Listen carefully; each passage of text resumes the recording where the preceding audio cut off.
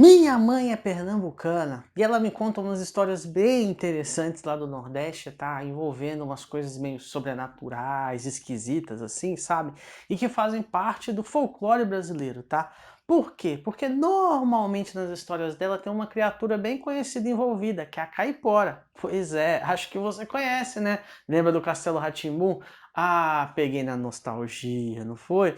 Então, caipora faz parte do folclore nacional e hoje a gente vai falar um pouquinho de folclore, mas a gente vai falar do folclore judaico. E a gente vai ver que, de certa forma, existe uma cidade invisível na Bíblia.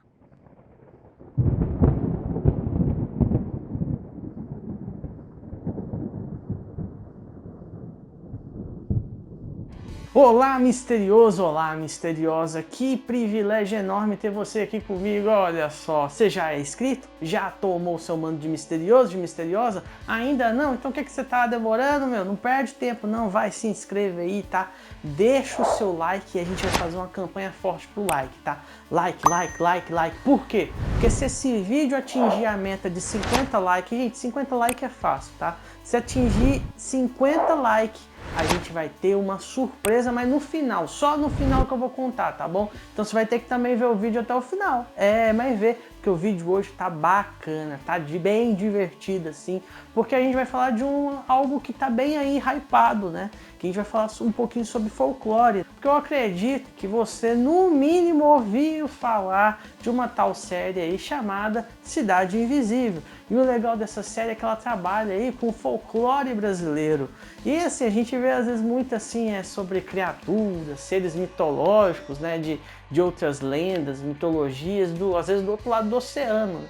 E agora a gente está tendo a oportunidade de ver uma produção nacional muito boa, com efeitos especiais bem feitos, um roteiro sensacional e que aborda uma coisa que às vezes a gente vê na escola, que a gente vê dentro das nossas casas, né, com os nossos pais ou avós que tem alguma história para poder compartilhar.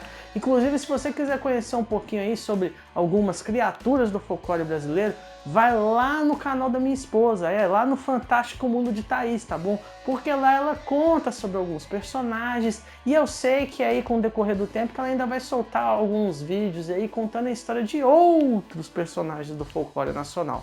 Tá bom? Então vai lá e não perde tempo também. Se torne um habitante do Fantástico Mundo de Thaís. Então, no Cidade Invisível, a gente tem ali alguns personagens e eu acredito que na hora que você estava assistindo, você deve ter ficado assim, né? Nossa, eu acho que esse é o Saci. Ai meu Deus, quem é esse? Quem é esse? Ah, eu acho que é essa Cuca, né? Aí você ficava tipo, meu, tentando adivinhar quem era porque era um personagem que você conhecia, né? Aí você ficava assim, ou foi só eu? Foi só eu que fiquei assim, tentando adivinhar quem era quem ali antes de ficar assim explícito ou falar? Não, né? Eu sei que você fez isso também. Porque o folclore é um negócio que é interessante, é um tema que está perto da gente.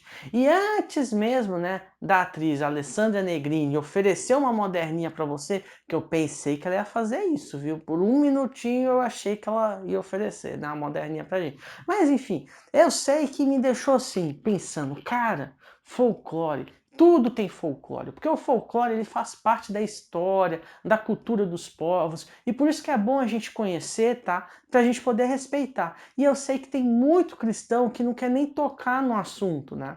Porque às vezes o folclore envolve ali, né, a questão do misticismo, né? Um pouco às vezes de feitiçaria, né? Um sincretismo religioso, e tem muita gente que não respeita isso, mas o folclore, ele é algo que está na essência dos povos, né? Então se a gente quer entender os povos, quer entender as culturas, né? Até mesmo para poder ser um missionário, né? A gente tem que entender isso para poder respeitar. Então se você quer uma palavra para folclore, é respeito. Então respeite essas histórias, respeite isso, porque isso vai ditar também o comportamento de muitos desses povos, tá? De muitas dessas pessoas, tá bom? Então, antes que a Alessandra Negrini apareça aqui com a moderninha, né, mudando lá o personagem, você sabia que existe uma cidade invisível na Bíblia? Pois é, porque assim, a gente tem que entender que o folclore, ele surge como um conjunto, tá, de tentativas de se tentar explicar algo sobrenatural ou que até aquele momento não tem uma explicação científica, né? Muitas coisas hoje já têm explicação científica, mas pensa que os povos antigos não tinham essas respostas, não tinham estudos, não tinham instrumento para poder comprovar isso. Então, algumas coisas, né, que eles não sabiam explicar, eram tidos como mitos, lendas, né? E acabava sendo incorporado ao folclore. E todos os povos têm o seu folclore, todos eles. E se a gente pensar, né, que o povo de Israel, que os judeus, eles são um povo com uma cultura riquíssima, ainda mais porque é uma cultura milenar, então a gente tem que pensar que eles têm um folclore, tá? E é um folclore muito forte. Então a gente tem que pensar assim, poxa, se é um folclore forte, será que ele pode ter, de alguma forma, né, influenciado na escrita da Bíblia? Ou pelo menos, né, no escrito dos primeiros manuscritos que foram compor, né, os livros da Bíblia, né? Eu acredito que sim. E de certa forma pode ser que aquela história, ela pode ter até mesmo incentivado, impactado no folclore de outros povos. E a gente vai ver isso hoje, a gente vai ver que existe uma cidade invisível na Bíblia, e eu vou trazer aqui 3 histórias, 3 exemplos da Bíblia, onde existe todo um folclore por trás disso. E a gente vai ver que vai até mesmo muito além do folclore judaico. Vamos ver a primeira então? Sansão, pois é, aquele cara forte do... Cabeleireira Leila. Não é do cabeleireira Leila, né? Não, para, né? Sansão, eu sei, assim, que eu acredito que muita gente conhece a história dele, né? O cara fortão, ele era nazireu, ou seja, ele era um cara separado para poder servir a Deus. E entre algumas coisas ali, né? Ele não podia, por exemplo, cortar o cabelo, não podia consumir nada que era derivado ali da uva, né? E a gente falou um pouquinho sobre o Sansão nesse vídeo aqui, ó, que são sobre as aparições de Jesus antes mesmo do Natal. Então, o Sansão, ele era nazireu e como consequência desse voto, né, ele tinha força extrema, ele era muito forte, tá?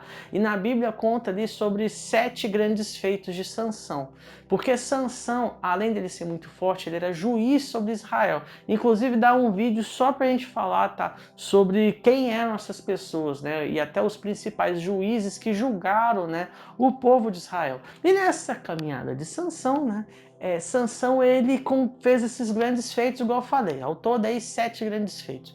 Os mais interessantes é quando ele matou um leão na mão, ele saiu na mão com o leão e matou ele, né?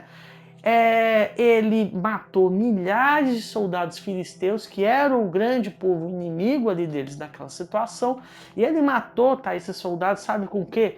Com uma queixada de jumento, tá? Ou seja, um pedaço de osso, né, do crânio de um jumento. Ele matou o povo. Não era uma espada, não era um arco, nem nada. É doideira. E o último grande feito para mim dele, né, desses 7, mas aqui falando de 3 só, para mim o último grande é justamente quando ele morre. Porque assim, Sansão ele deu um baita vacilo, né? Ele, depois lá, ele arrumou uma amante, que é a Dalila, né? Que era uma, vamos falar assim, uma espiã, né? E ela era, inclusive, fazia parte do povo filisteu, né? Então ela ainda era uma estrangeira. E ela tenta de todo jeito descobrir o segredo de Sansão, até que Sansão fala que quer cortar o cabelo dele. Ele entrega o jogo, então ela corta o cabelo dele, ele perde as forças, né? E aí nisso os filisteus batem nele, cega ele e bota ele lá no templo de Dagon. E aí quando ele tá lá no templo de Dagon, lá sendo humilhado, né? O povo ainda batendo nele mais, ele consegue matar mais de 3.000 adoradores de Dagon. Porque no último fôlego ali, ele pede para Deus de novo as forças dele, para ele parar de ser zombado, mas principalmente para eles pararem de zombar Deus, porque eles estavam zombando de Deus ali através da figura de Sansão. Aí Sansão pega quem estava preso em 2 pilastras, derruba as pilastras e aí mata todo mundo lá dentro, né? E o que é interessante? Porque assim, se a gente pensasse muito a fundo, essa história de Sansão é um negócio muito grande, né? E inclusive existem vários escritos rabínicos, tá? Alguns escritos muito antigos que vão falar de outras coisas de Sansão. Então vai falar que Sansão era muito grande, que o bicho era largão, parrudo, forte mesmo. Assim, ele não era só forte de fazer todos esses feitos, mas ele era forte também de estrutura física, que o bicho era tão grande quanto o Golias, né? Que é aquele que Davi vai enfrentar lá na frente. Então existem outras coisas que são ditas que estão fora da Bíblia, que compõem todo esse cenário aí desse folclore judaico, né, sobre a figura de Sansão. E é interessante porque a figura de Sansão, ela é muito parecida com a figura que existem em outras mitologias. Eu acredito que você está, por exemplo, pensando aí na mitologia grega, né? Porque você deve estar pensando em Hércules, que inclusive Hércules é o nome em latim para Heracles, né? Heracles é de verdade o nome do Hércules em grego. Mas indo ainda muito além da mitologia grega, a gente também tem a mitologia mesopotâmica, que é uma mitologia que faz parte ali da região do Oriente Médio, onde a gente tem a figura de um cara chamado Enkidu. E esse cara, ele é atrelado à mitologia suméria, e ele também teria feito grandes feitos de força. Então você vê que existe uma conjugação entre as histórias, e aí fica aquele pensamento cristão, onde possivelmente Sansão inspirou essas histórias, e também pode ter um pouquinho do pensamento cético, onde que talvez as histórias dessa mitologia tenham refletido na história de um juiz que era chamado de Sansão. Entendeu? Então a gente tem essa margem aí que pode haver questionamento, né? Como cristão, eu acredito que a figura de Sansão que a gente tem na Bíblia é que inspirou esses folclores. Mas é sempre bom a gente ter essa percepção da história que é compartilhada também pelos outros povos.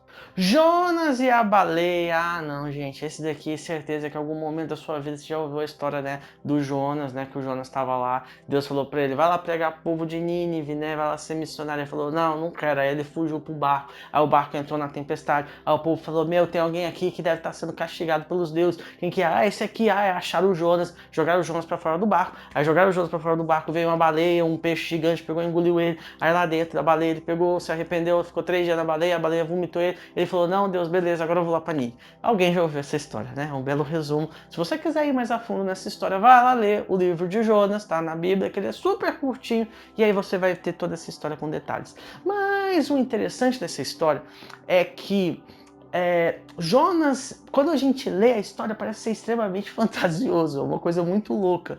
Só que essa história, até mais do que a de Sansão, ela é mais rica ainda quando a gente olha para o folclore judaico, porque aí vai ter um monte de informação, né? A gente vai ter informação dando mais detalhes sobre esse peixe ou baleia, que aí vai falar que esse peixe era muito grande, que dentro da boca dele, né, tinha tipo uma pérola que brilhava e ficava tudo aceso dentro do peixe. Tipo, tem uns detalhes assim que a gente não tem no contexto da Bíblia, mas aí que reforçam, inclusive, o caráter folclórico dessa história, né?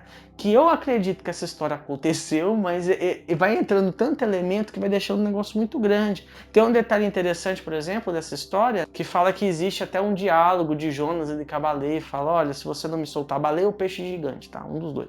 Mas fala lá, ó, se você não me soltar, vai acontecer do Leviatã pegar e engolir nós dois, né? E é interessante porque a figura de Leviatã é uma figura que aparece nesse vídeo aqui, ó, lá no livro de Jó. Então você observa que acaba criando uma figura, uma história folclórica, por tantos elementos que são acrescentados, e a gente já tem uma história que, se a gente pensar assim, ela já beira mesmo de ser muito fantasiosa, mas aí acrescenta mais coisa que fica mais fantasiosa ainda. E essa que é a graça do folclore. E quando a gente olha para o folclore deixa as coisas muito grandes, né? E isso interessante, porque isso dá um contexto para a gente tentar imaginar melhor as coisas. E isso não é ruim, tá? História é importante. Ah, João, mas a história não aconteceu? Não, pode ter acontecido. Mas e se não tiver acontecido, fica o ensinamento, tá? E isso é tanto exemplo que Jesus contou várias parábolas. E quantas coisas as parábolas nos ensinaram? E possivelmente muitas daquelas parábolas não eram histórias verdadeiras, né? Mas serviram de exemplo para aquilo que Jesus estava pregando, tá? Então, quando a gente ainda vai observar a história de Jonas e a baleia, a gente ainda vê que há semelhanças com outras mitologias, com outras histórias, tá? Então, por exemplo, a gente vê que ela tem uma forte ligação com a história de Gilgamesh, né, que foi um rei sumério, tá? E existe a epopeia de Gilgamesh, que tem uma parte lá que tem uma história muito parecida com o de Jonas e a baleia. Quando a gente vai ver lá a mitologia grega, a gente também vai ver algo muito parecido, tá, com a história do grande herói Jasão. Então, assim, Jonas pode ter inspirado outras histórias, outras mitologias, como talvez, tá, se você pensar de forma cética, essas mitologias talvez tenham inspirado também a história de Jonas.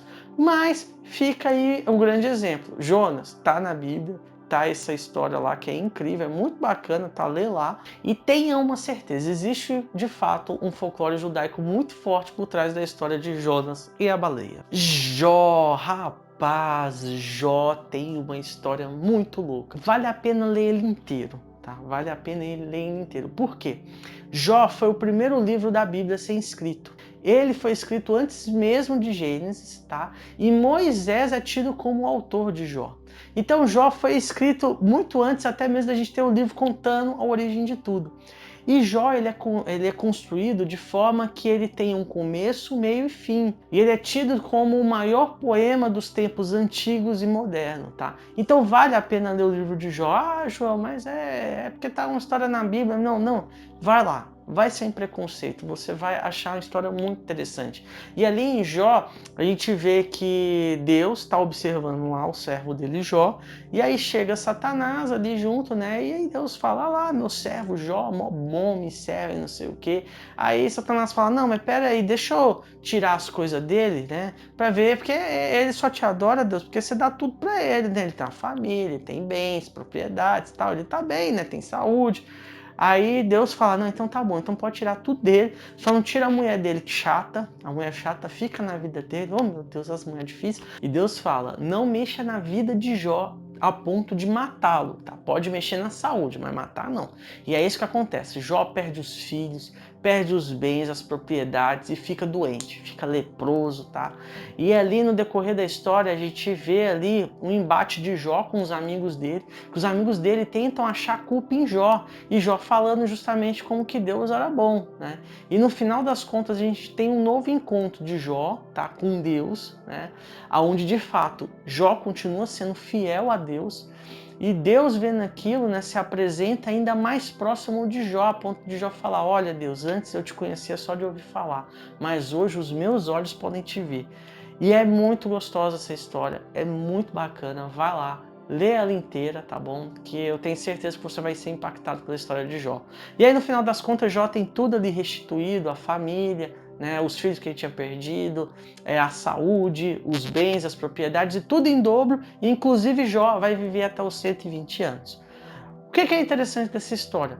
Que possivelmente ela é inteira ficcional, tá? Ou pelo menos uma grande parte dela.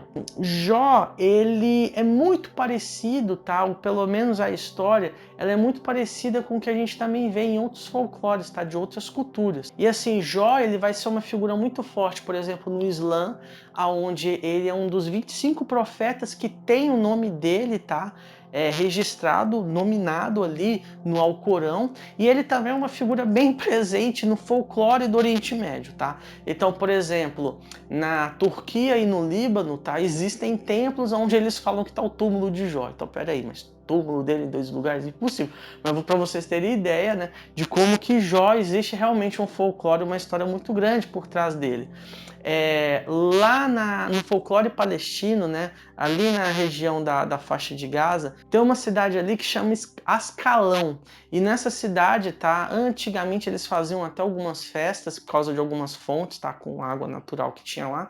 E eles falavam que foi lá que Deus abençoou Jó, com uma fonte da juventude. Então Jó mergulhou ali, ele saiu daquela fonte renovado, né, sem doença, mais novo, por isso que ele foi viver até os 120 anos, né, e tendo tudo restituído de novo. Então, assim, Jó é um personagem que ele compõe realmente ali o folclore e a história ali de todo o Oriente Médio, né, indo muito além do folclore judaico. E aí você ficou até o final. Ah, que delícia, que delícia. Então deixa o seu like, porque se esse vídeo bater 50 likes, sabe o que eu vou fazer?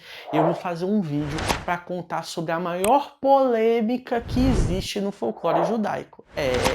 Quer ficar por dentro dessa polêmica? Quer saber o que é? Então vamos bater a meta de 50 likes. E assim, os nossos vídeos oficiais saem na quarta-feira, né? Então se, por exemplo, deu 50 likes no domingo, na quarta-feira, ali depois do domingo, vai ter esse vídeo como prioridade, tá bom? Falando sobre a maior polêmica, tá? Que a gente tem dentro do folclore judaico, tá? A história que é a maior polêmica dentro do folclore judaico. Beleza? Então, ó, deixa o seu like, compartilha esse vídeo com seus amigos, vamos crescer, tá bom? Vamos virar um misterioso e misteriosa se inscrevendo no canal, tá bom? Vamos lá. Eu tô vendo que você ainda não é inscrito, custa nada, se inscreva aí pra você não perder as novidades, tá bom? Então, ó, um beijo pra vocês e até o próximo vídeo.